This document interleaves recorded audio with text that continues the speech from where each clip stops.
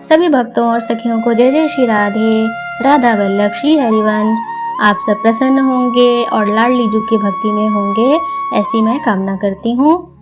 तो सखियों, आज हम आपके लिए फिर से श्रीमद् राधा सुधा निधि के बाकी श्लोक संख्या का गायन लेकर आए हैं और आज की श्लोक संख्या होगी 241 से 250 तक। तो चलिए विलंब न करते हुए श्लोक गायन प्रारंभ करते हैं। श्लोक संख्या 241 है। क्रीडन् मीनद्वयाक्ष्यः सुरधर्मणि विद्रुम शोणिभार द्वीपायामोऽन्तराल स्मरकलभकटा टोपवक्षोरुहायः गम्भीरावर्तनाभेर्बलहरी महाप्रेम पीयूष सिन्धो श्रीराधायाः पदाम्भोरुह परिचरणे योग्यतामेव चिन्वे।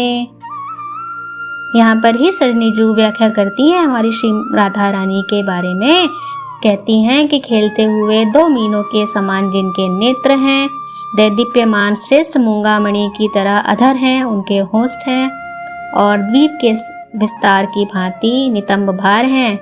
मध्य भाग में अनंग रूपी गज शावक के गंड स्थल के उभार की भांति वक्षस्थल हैं और भंवर की भांति उनकी नाभि है, जो श्री हरि के लिए महाप्रेमामृत सिंधु के समान है। उन श्री राधा रानी के चरण कमल की परिचर्या की योग्यता को ही मैं खोज कर रहा हूँ, अर्थात मैं उनकी सेवा चाहता हूँ, उनके चरणों की सेवा चाहता हूँ।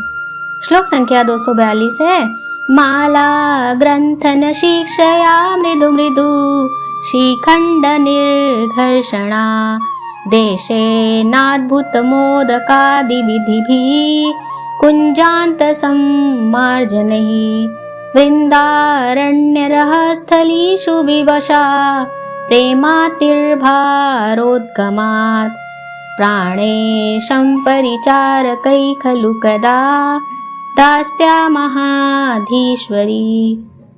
सखियों, इस श्लोक में ही सजनी जो श्री राधा रानी के बारे में व्याख्या करती हैं और कहती हैं कि प्रेम की पीड़ा के भार से विवश बनी हुई स्वामिनी श्री राधा माला गूंथने की शिक्षा देकर, धीरे धीरे चंदन घिसने का आदेश प्रदान करके, अद्भुत मोदक बनाने की विधि बताकर तथा कुंज प्रदेश के सम्मार्जन द्वारा अर्थात बुहारने की आज्ञा देकर, अर्थात साफ सफाई की आज्ञा देकर श्री वृंदावन की एकांत स्थलियों में विविध सेवाओं से मुझ दासी द्वारा प्रियतम की सेवा कब कराएंगी, ऐसी वो कामना करती हैं कि इस तरह की सेवा श्री राधा रानी उन्हें प्रदान करें, अर्थात चंदन घिसने की, माला गूंथने की, उनकी वेणी गूंथने की और कुंज प्रदेश को झाड़ने बुहारने की सेवा प्रदान करें, ऐसी वो कामना करती हैं यहाँ पर। श्लोक संख्या 243 है। प्रेमाम्भोधिरसोल्लसत्तरुणिमा रम्भेण गम्भीरद्रे भेदा भंगी मृदु स्मितामृत नव ज्योत्स्नांचित श्रीमुखी श्रीराधा सुखधामनि प्रविलसत् वृंदाटवी सीमनी प्रेयोंकेरति कौतुकानि कुरुते कंदर्पलीला निधि। अर्थात यहाँ पर वो कहती हैं कि प्रेम समुद्र के रस से उल्लसित तरुणाई के आरंभ के कारण, अर्थात नवयुवन अवस्था के कारण, कटाक्षपात से संपन्न, विलास भंगिमाओं से युक्त, मंद मुस्कान रूपी, अमृतमयी, नवीन चांदनी से व्याप्त, श्री मुखवाली तथा महाप्रेम कलाओं की निधि श्री राधा शोभाशाली सुखधाम श्री वृंदावन की सीमा में प्रियतम के अंक में कौतुकपूर्ण विहार कर रही हैं, हमारे श्याम सुंदर के साथ विहार कर रही हैं। श्लोक संख्या 244 है। शुद्ध प्रेम विलास वैभव निधि कैशोर शोभा निधिर वैदग्धी मधुरांग भंगिम निधिर लावण्य संपन्निधि श्री राधा जयतान महारस निधि कंदर्पलीला निधि सौंदर्यैक सुधा निधिर्मधुपतेः सर्वस्वभूतो निधि। यहाँ पर व्याख्या की गई है सखियों की उज्जवल प्रेम विलास के वैभव की निधि, किशोरावस्था की शोभा निधि हमारी श्री राधा रानी, चातुरी के मधुर अंगों की भंगिमाओं की निधि, रूप लावण्य रूपी संपत्ति की निधि और सर्वश्रेष्ठ श्रृंगार रस की निधि, सौंदर्यामृत की एकमात्र निधि और मधुपति श्री श्याम सुंदर की सर्वस्वरूपा निधि श्री राधा की जय हो। सखियों, श्लोक संख्या 245 है। नीलेन्दीवर वृंद कांति लहरी चौरम किशोरी द्वयम् त्वय्ये तत्कुचयोश्चकास्ति किमिदं रूपेण सम्मोहनम् तन्मामात्मसखीं कुरु वितरुणी यं नौ दृढं श्लिष्यति स्वक्षायामभिवीक्ष मुह्यति हरौ राधास्मितं पातु नः। यहाँ पर ही सजनी जो श्री राधा रानी से कहती हैं कि आपके इन श्री अंग युगल में नील कमलों के समूह की कांति तरंग को चुराने वाला तथा अपने रूप से मोहित करने वाला यह कौन किशोर युगल चमक रहा है, इसलिए आप मुझे अपनी सखी बना लीजिए जिससे ये दोनों किशोर हम दोनों का गाढ़ आलिंगन करें। इस प्रकार अपनी छाया को श्री राधा के श्री अंग युगल में देखकर श्री हरि के मोहित होने पर श्री राधा की मंद मुस्कान हमारी रक्षा करें। श्लोक संख्या 246 है। संगत्यापि महोत्सवेन मधुराकारामृति प्रेयसः स्वच्छायामभिवीक्ष्य कौस्तुभमणौ सम्भूतशोकाकृथा उक्षिप्य प्रियपाणिमेव विनये त्युक्त्वा गताया बहिः सख्यै शास्त्रनिवेदनानि किमहं श्रोष्यामि ते राधिके। इसकी व्याख्या है, हे श्री राधे, अपने प्रियतम के साथ महा उत्साहपूर्ण समागम प्राप्त करके भी उन प्रियतम के वक्षस्थल पर स्थित कौस्तुभ मणि में मधुराकृत वाली अपनी ही छाया को देखकर क्रोधावेश से शोक को प्राप्त होकर प्रियतम के हाथ को झटक कर आप अरे अविनीत ऐसा कहकर कुंज से बाहर आई हुई आपके द्वारा सखी के प्रति इस घटना के अश्रुपूर्ण कथन को क्या मैं कभी सुन पाऊंगी। अर्थात भाव यह है कि जब श्री राधा रानी श्री श्याम सुंदर के कौस्तुभ मणि में अपनी छाया को देखकर क्रोध से भर जाती हैं और मान कर लेती हैं और प्रियतम के हाथ को झटक कर उन्हें बाहर कर देती हैं, तो क्या इस घटना को कभी मैं देख पाऊंगी, ऐसी वो कामना करती हैं। श्लोक संख्या 247 है। महामणिवरस्रजं कुसुम संचयैरंचितं महामरकत्प्रभाग्रथितमोहितश्यामलम् महारसमहीपतेरिव विचित्रसिद्धासनम् कदा नु तव राधिके कबरभारमालोकये।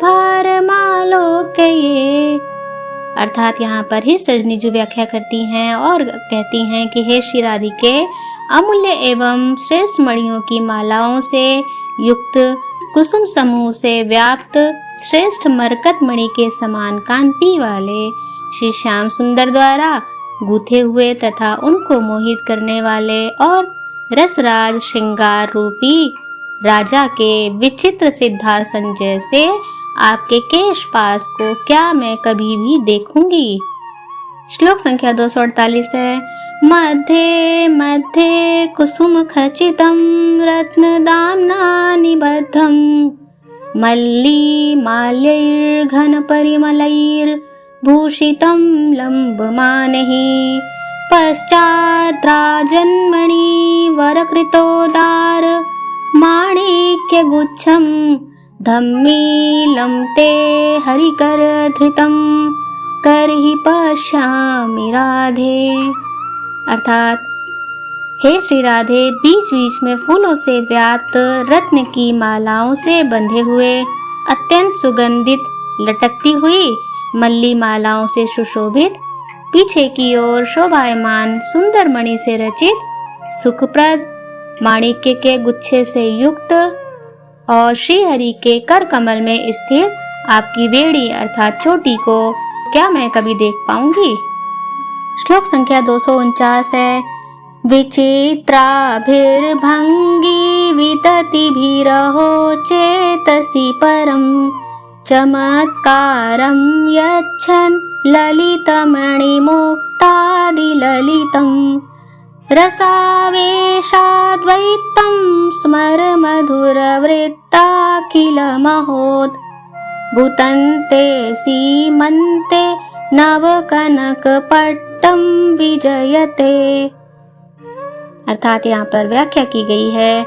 ये सजनीजू कहती हैं, अहो विचित्र लहरियों के विस्तार से मन को परम आनंद प्रदान करता हुआ, सुंदर मणि मुक्तादियों से मनोहर अर्थात मणि और माणिक्यों से मनोहर बना हुआ रस के आवेश से प्रसिद्ध श्री श्याम सुंदर के हृदय में रसावेश उत्पन्न करने के लिए प्रसिद्ध मनोज के संपूर्ण मधुर चरित्रों से युक्त अद्भुत और नवीन कनक पट्ट अर्थात सोने का पट्टा आपकी मांग में सुशोभित हो रहा है। श्लोक संख्या 250 है। अहो द्वैधी कर्तुं कृतभिरनुरागामृत रस प्रवाहैस्तु स्निग्धै कुटिलरुचिर श्याम उचितः इतीयं सीमन्ते नवरुचिर सिन्दूररचिता सुरेखा नः प्रख्यापयितुमिव राधे विजयते।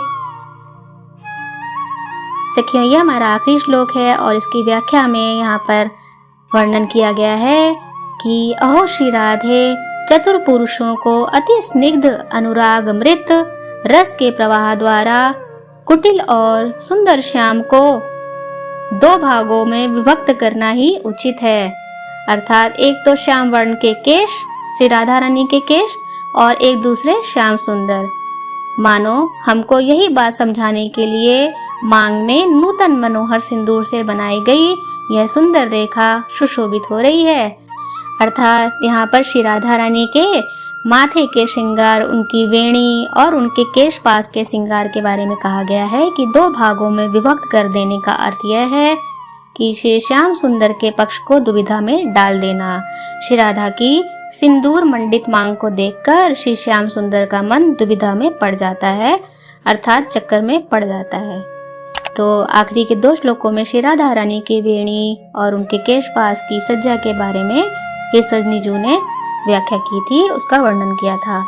तो सखियों, आज के ये 10 श्लोक हम समाप्त करते हैं। अभी तक हमारे 250 श्लोक संपूर्ण हो गए हैं श्री राधा रानी की कृपा से।